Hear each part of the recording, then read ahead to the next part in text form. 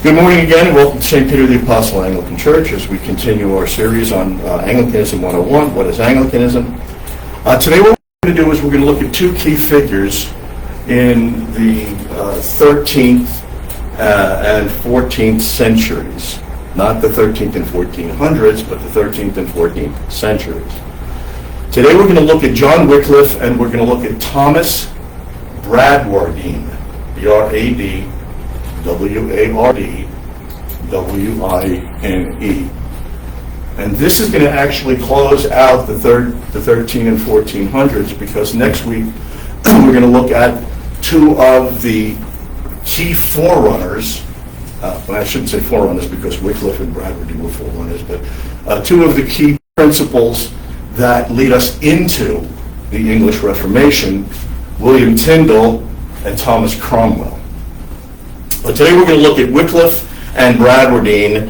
Everybody is probably familiar or more familiar with Wycliffe than they are with the good Thomas, but Thomas probably has as great, if not a greater, influence on what takes place prior to the Reformation than even Wycliffe did, because Wycliffe's position is very much influenced by Bradwardine.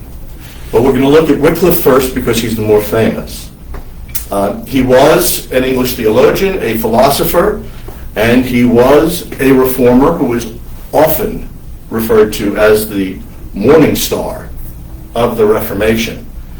And that title basically goes to show the individual that's looking at certain historical figures is the one that places these appellations on them, because there are so many other people that could be called the morning star of the Reformation. And again, we're just looking at key figures within the English Reformation. I mean, there are so many others, like Jan Hus, Savonarola. There are others that have also contributed to the broader Reformation, the European Reformation. But right now we're just focusing on this because it deals with Anglicanism. Wycliffe is best known for a number of issues: his criticism of the Roman Church, his efforts to translate the Bible into English. And as an early reformer, his theology anticipated many of the later Protestant concepts and doctrines.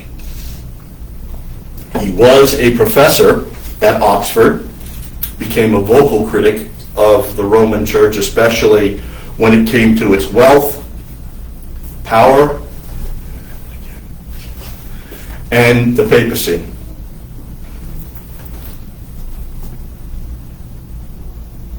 Yeah, I'll go ahead and I'll just sum it up with this.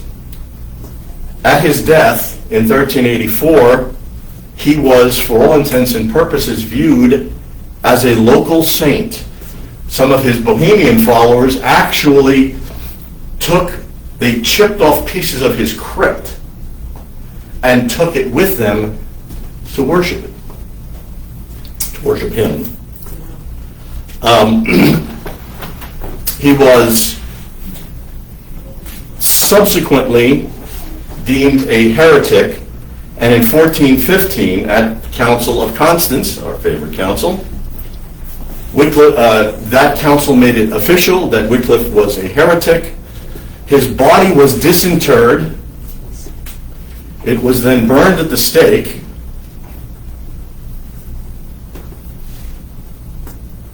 The ashes were then dumped into the River Swift. Why is that significant? Because the River Swift runs through Lutterworth. Lutterworth was where Wycliffe lived for much of his life, where he wrote his tracts and pamphlets in opposition to Rome. And the River Swift, with Wycliffe's ashes, would have run straight through the town of his residence. All right, let's look at some of the distinctives. He was, as I mentioned, a scholar at Oxford. He gained a reputation for brilliance in both philosophy and theology. And he had, I think I listed like 7 or 8 primary issues with which he addressed the Roman Church. Now, it's important to keep in mind before we even start looking at what Wycliffe said. As you recall, we've listed the mounting issues that have transpired in Great Britain, both in the church and the government. So what we're doing is essentially we're going to focus upon the reaction to what has occurred in the church. We're going to look at that today. So remember, as we approach the Fourth Lateran Council, and then we moved into the 13th and 1400s, we saw Rome begin to formally codify its theology throughout Christendom.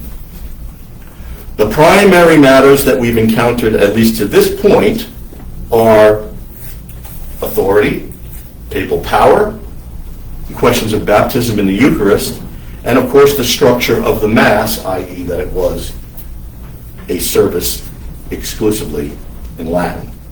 And these are some of the things that we will see that will be challenged as we move forward. Wycliffe's first primary, important, if you will, critique was on scriptural authority. For Wycliffe, and you'll hear a lot of doctrinal presentations that are going to sound very familiar if you come with any knowledge of the Reformation or from a Protestant background. According to Wycliffe, the Bible is the supreme authority in all matters of faith and practice. He believed that the church should be judged by Scripture and not the other way around. He vehemently opposed the idea that tradition or papal declarations or encyclicals had equal or greater authority than Scripture. And if you've spent any time in evangelicalism or speaking to evangelicals, you know this became formalized in the formal principle of the Reformation, sola scriptura. And that phrase needs to be carefully understood because it's not solo. It does not mean the Bible only. It means sola, that the Bible is the only infallible source of authority, but not the only authority. And this is where there's a lot of caricature and straw man arguments today when people are arguing about the doctrine of sola scriptura. People want to make pejorative statements instead of understanding and accurately critiquing what is being said. The second thing, and what he is really noted for, is the translation of the Bible. He was the first to sponsor a complete translation of the Bible into Middle English, making it accessible to lay people. This was considered radical, or just read heretical, at the time because the church authorities maintained that Scripture should only be available in Latin, in the Vulgate. He also was very hostile to what was taking place with the clergy. He was, as people have labeled him, I think it's a misnomer, but they called him an anti-cleric. And he criticized the moral and political corruption of the church. Now, if you look at what we have already discussed in the previous weeks, you can see that Wycliffe isn't the first one to make this criticism. There have been others that were also repulsed by what was going on. Wycliffe rejected the opulence of the clergy, believed the church should be poor and serve the people, following the example of Christ and the apostles, at least as he understood it. And he argued, and this is a significant departure from some, he argued that sinful clergy that are disobedient, that have engaged in the opulence and taking beneficence from Rome, they've lost their spiritual authority. They cannot administer the sacraments. And this is something to which the 39 Articles actually addresses. He was also very critical of the papacy, calling the Pope something that would resonate throughout the Reformation and still resonates to this day. He called the Pope the Antichrist in his later writings. He denied papal infallibility, and he questions the Pope's authority over secular rulers. So he was in opposition to what we would ultimately refer to as eventually Erastianism. His view of the sacraments was also different than Rome. Most controversially is that Wycliffe rejected transubstantiation. We all remember what transubstantiation is, right? The bread and the wine stay bread and the wine, but their actual substance of what they're made becomes the body and blood of Christ.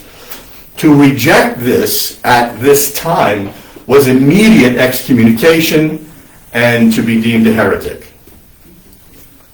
He held to, and again, these terms are always problematic, but he held to a more symbolic or spiritual view, arguing Christ is spiritually present in the sacrament, but the elements do not change in their substance.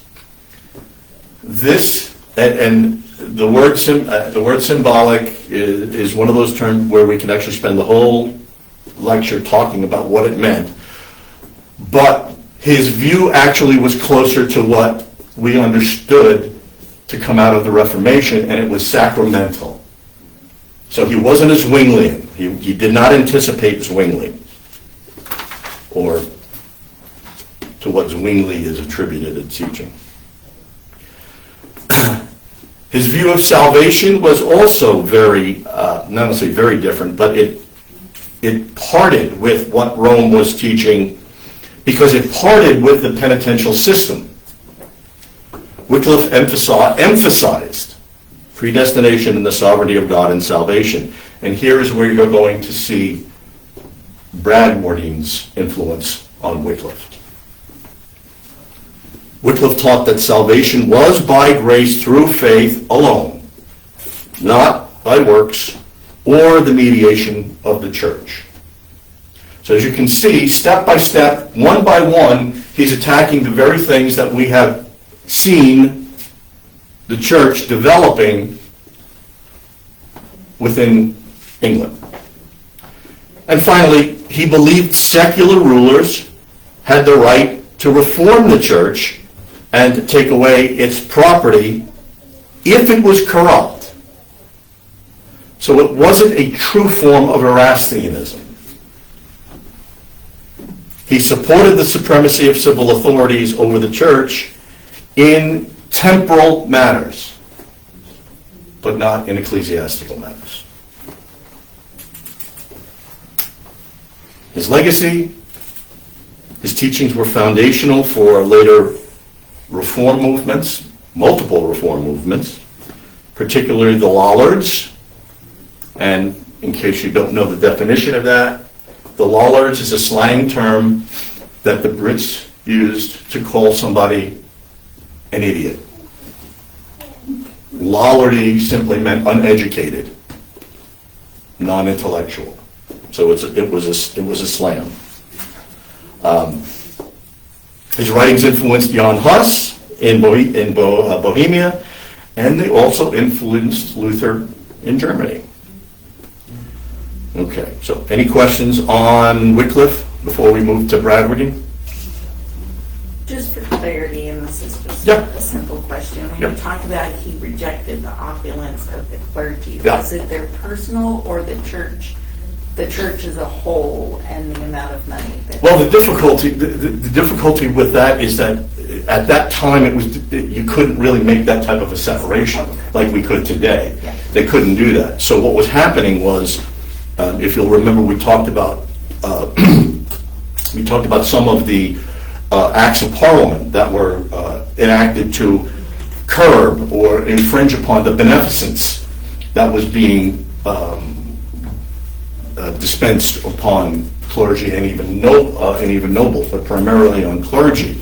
This is what he was reacting to. They were taking payments, and they were taking payments to support the papacy. So the more vocal they became, the more money they got.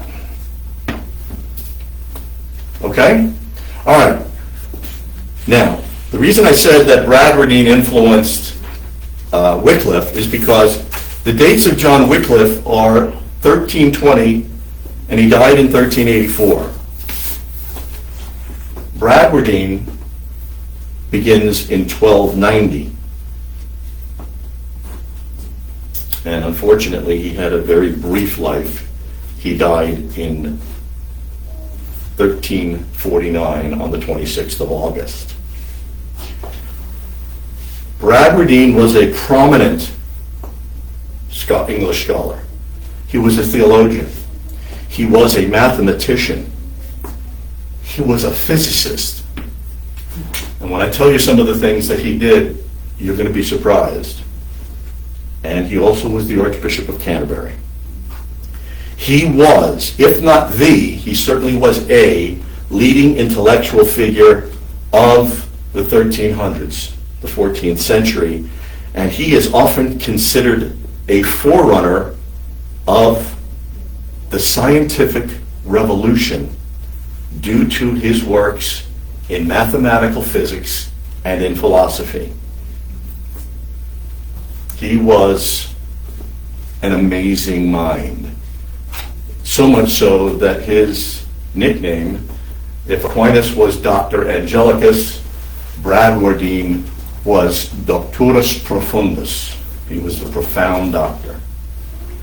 His theology was, and he probably was most consistently shaped by Augustinianism and scholastic traditions, and his most famous theological work is De Causa de Contra Pelagium, The Cause of God Against the Pelagians, which he wrote in 1344.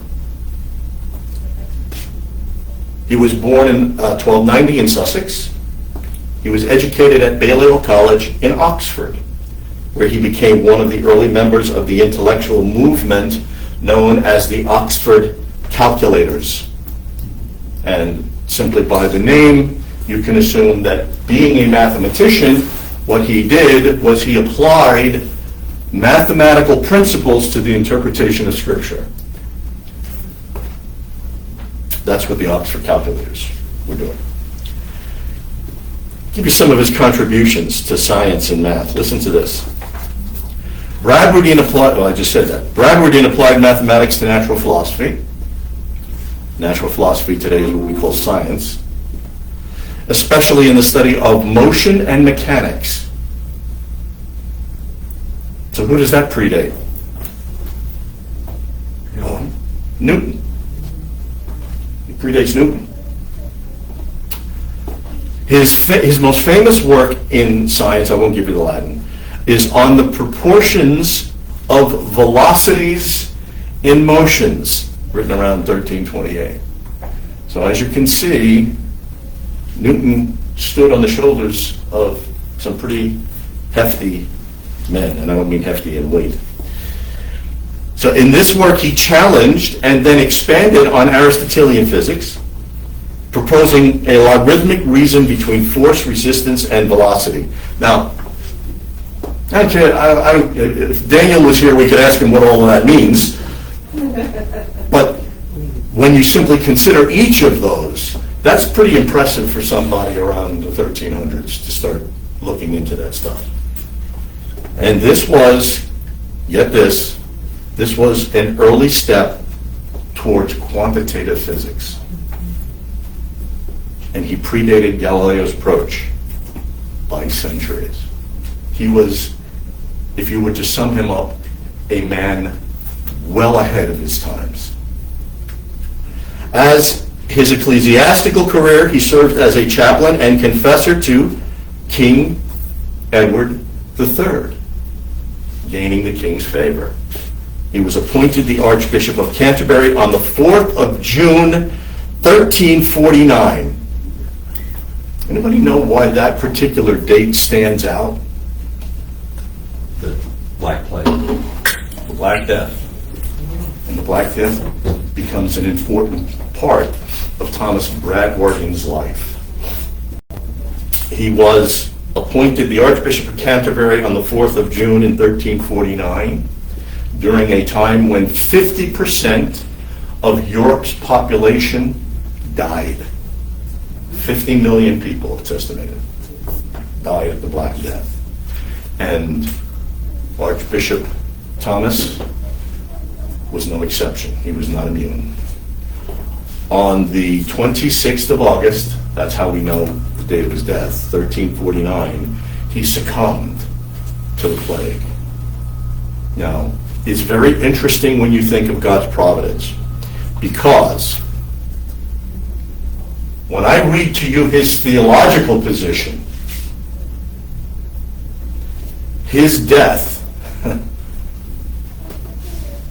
horrible as it is, probably spared him torture and a burning at the stake. He was providentially spared that, because this was his, let me give you his legacy and then I'll get into his theology. Bradwardine's blending of math with philosophy and theology earned him the name Doctorus Profundus. Though his scientific influence waned, in other words, after his death, he was ignored, which is part of the reason that most people don't know about him today, up until the Renaissance, and then it's only historians of science that actually touch base with him. And they're the ones that recognize that he was a precursor to modern mathematical physics. His theological rigor helped shape late medieval thought and had long-lasting effects, especially in the debates about grace and free will. And here's where we get into, as we would say, the salacious elements of the Archbishop. First, as a good Augustinian, somebody that was instrumental in advancing Augustinianism during the 1300s, he fiercely and militantly opposed Pelagianism. Everybody remember what Pelagianism is? Okay. He argued that God's grace is absolutely and solely necessary for salvation. Human will alone is insufficient to do good or to merit salvation without God's intervention. He emphasized God's sovereignty and the idea that predestination is not based on foreseeing merit or actions, but solely on God's will. In other words, God didn't look down the corridors of time and say, oh, Bill Smith in 1450 is going to do a good thing, therefore I'm going to save him. Sorry, didn't mean to Smith. Bill Jones. And in the eyes of most historians of theology, this made him, and here it is, a proto-Calvinist, even though he predated John by 200 years. He savagely critiqued Pelagianism. As a matter of fact, if you read this book, and it's a tough read, simply because of the subject matter, but it's also written in Latin. He believed that many in his day, including prominent theologians like the followers of William of Ockham, were essentially semi-Pelagian. They were espousing elements of Pelagianism that were damaging to the church and to believers, and they were still giving too much credit to human free will, and that's why he wrote De Causa, the contra Pelagianism, the cause of God against Pelagianism. He was a staunch advocate and defender of God's omnipotence and causality, which, if you think about his scientific and mathematical training, that makes sense. He had what has been described, and it's one of those problematic terms, he had what was described as a deterministic view of divine causation. Now, let me take just a second to clarify that. There are two types of determinism. There's secular determinism or philosophical determinism, and then there's biblical determinism. Secular determinism is essentially fatalism. That's it. Wind the clock. I'm going to say it like a deist, but basically, determinism says a plan was put together, you wind the clock, and it's just going to go, and that's it. Biblical determinism is that events are determined by God in various ways. Secondary causes, the use of nature, the application of the acts of evil men to accomplish a good thing. So it's much different than secular determinism, and this is the type of deterministic causation that Bradwardine emphasized. Everything that happens does so by God's either decretive or permissive will. God either decrees it or he allows it. But it's not out of his control. God's knowledge and his will, and it's key that he added his will, are the ultimate cause of all events.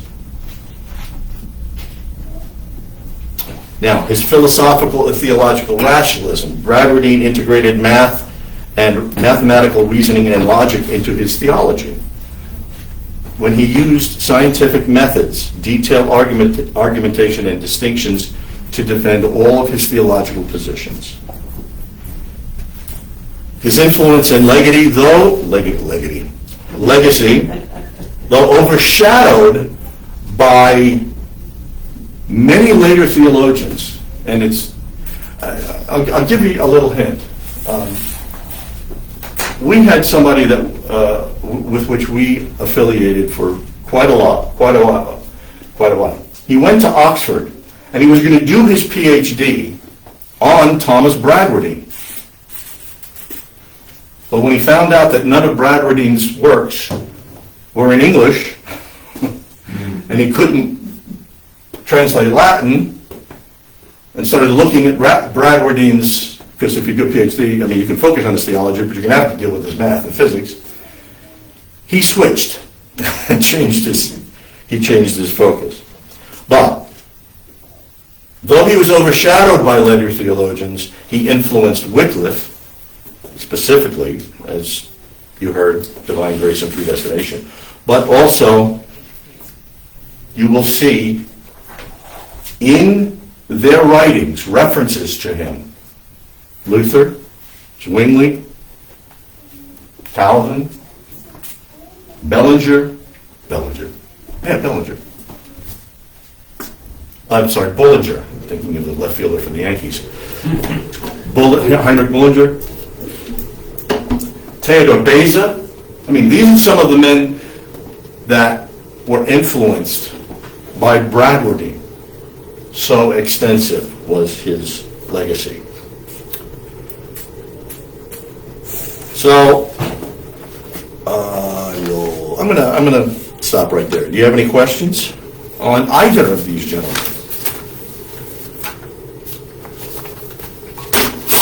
Nothing. Zero. Yes, ma'am. I'm a little confused about the deterministic view of divine causation.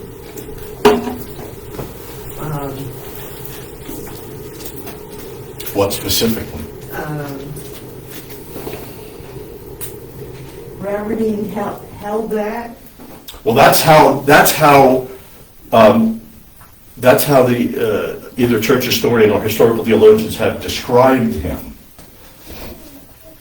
I would identify it as his emphasizing God's sovereignty in creation. But the distinction between the two is one is mechanistic. It's like just starting a clock and letting a clock run. All right? So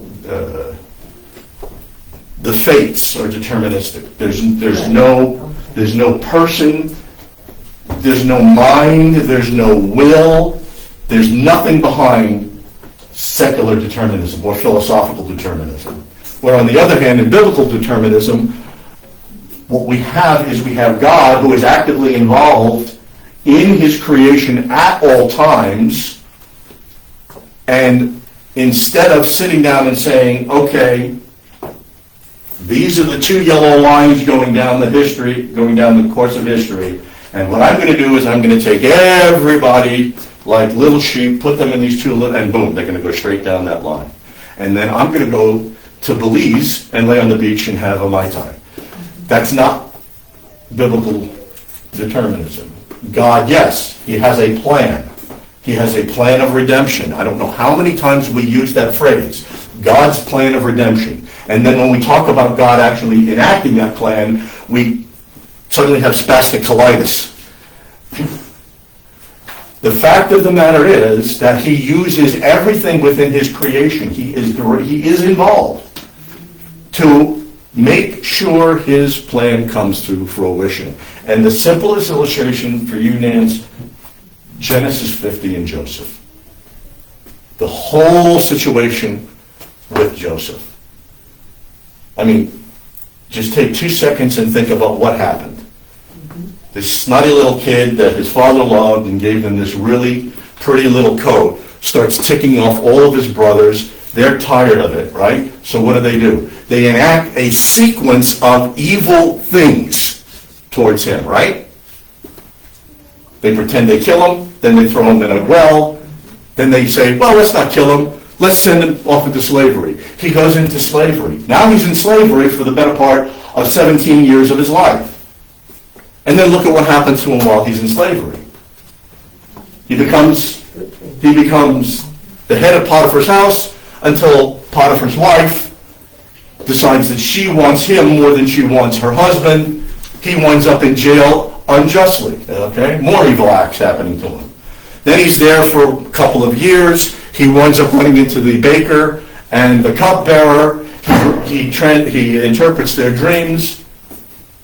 He says, please, please, please, tell Pharaoh that I've done this for you and maybe he'll show favor to me. What do? They forget. And then all of a sudden, the cupbearer goes, oh, wait a minute, there was this kid down there, boom, and then what happens? Then all of the events that lead to the salvation of not only Egypt, but, quote unquote, the world, take place. And what was Joseph's response to his brothers when they went and they said to their dad, can you please talk to Joseph so that he doesn't kill us for what we did to him? His response was, you meant it for evil, but God meant it for good. There's your understanding of biblical determinism. Okay. His brothers had every opportunity to enact their own will, their own desires, their own plans, and in the end, God used all of that to redeem the world. Okay?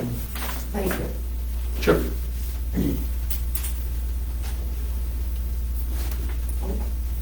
Why? Yes. Why has no one translated his works? I don't know that you have the answer to that, but Well, I can tell you somebody that has it on their shelf. There are 2 types of Latin. There is colloquial, casual Latin, we would call it conversational Latin, but we don't converse in Latin. But for the time, it was conversational. And then there is technical Latin. If you'll recall, at this time, and up until,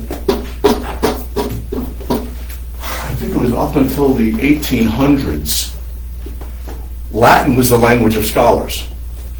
Everything that was scholarly, every doctoral work, every master's thesis, everything was written in Latin.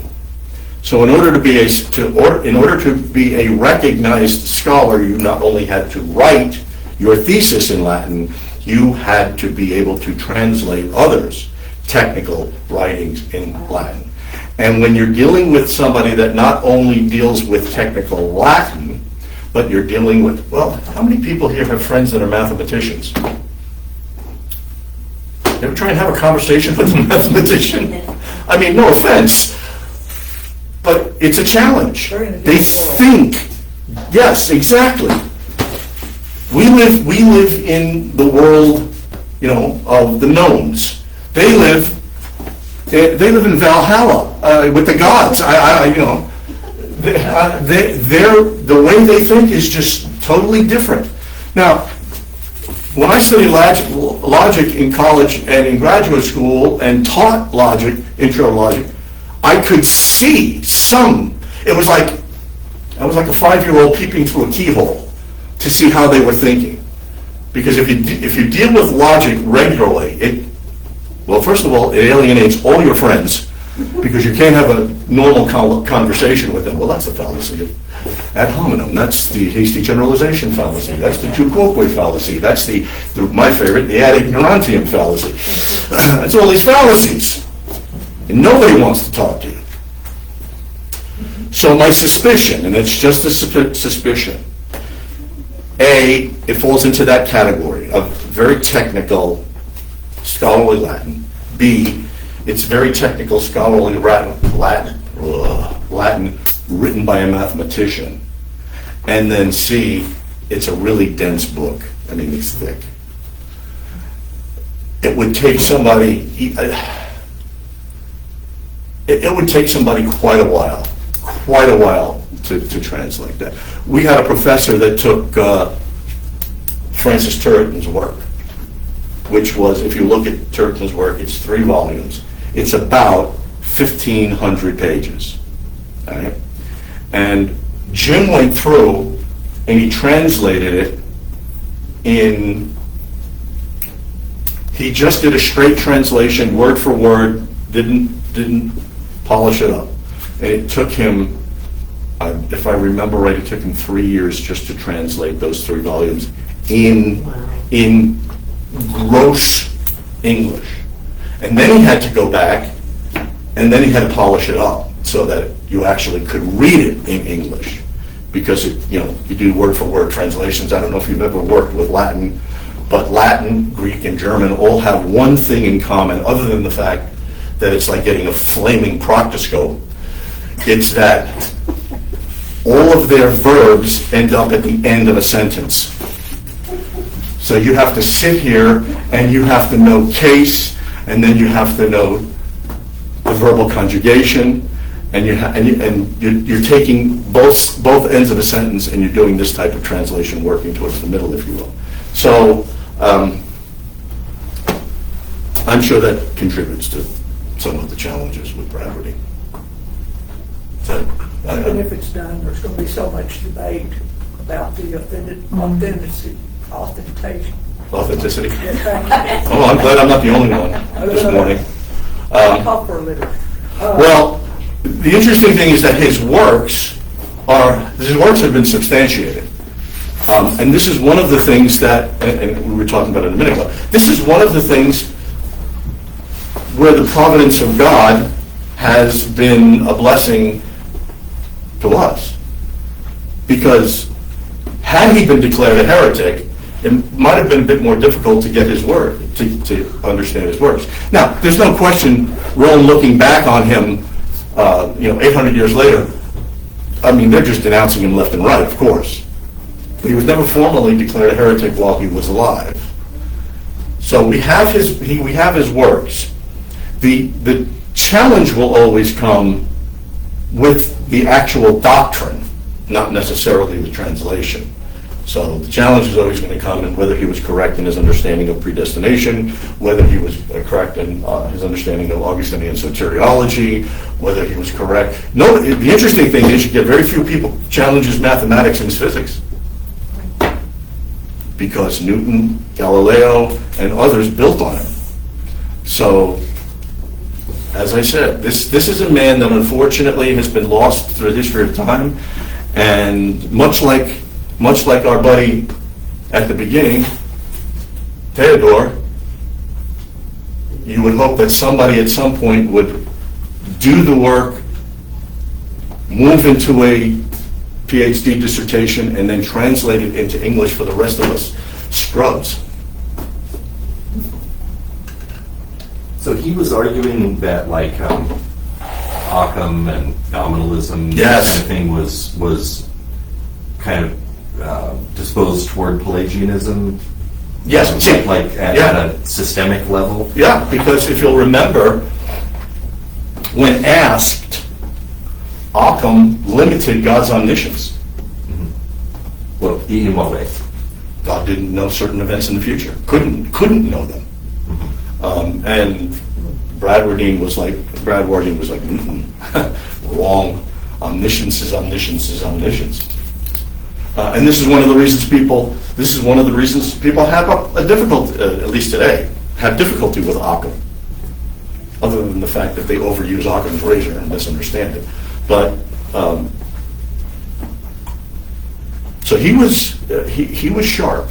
He was. I mean, you don't even have to read any of his material. You just go through his resume and you just look at his resume, and it's just like, wow. That would be an interesting PhD thesis. Compare Theodore with Bradwardine in history. Just go to it. Wow. I may have to recommend that to somebody. Anyway. Anything else? Anybody want to step up and do that PhD? No. Can I be paid for it? If you, well, there are PhD programs that'll give you a stipend. Yeah. There are PhD programs that give you a stipend. I know when I started studying at Northwest University, they didn't give me a stipend, but they wiped my tuition. So it's out there. Just gotta look. Okay? All right, folks.